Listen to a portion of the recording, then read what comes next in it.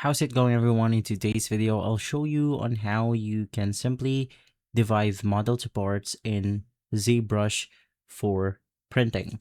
So in this case, we are going to view the poly frame right here.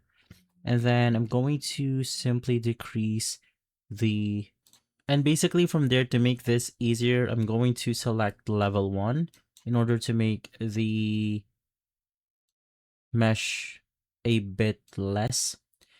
And then in my case, I want to navigate through the standard option, and then I simply select the Z model or brush.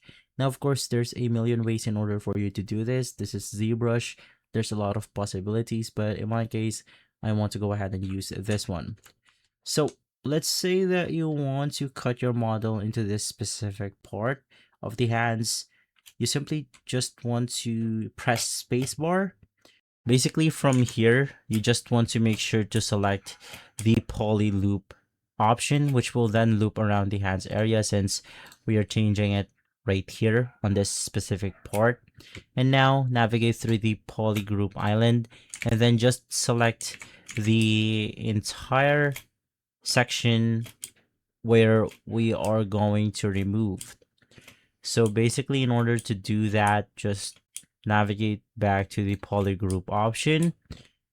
And basically, to separate your objects together, just press Ctrl Shift, and then you want to select the body, and then you want to click it again, and then it will select the hand area itself.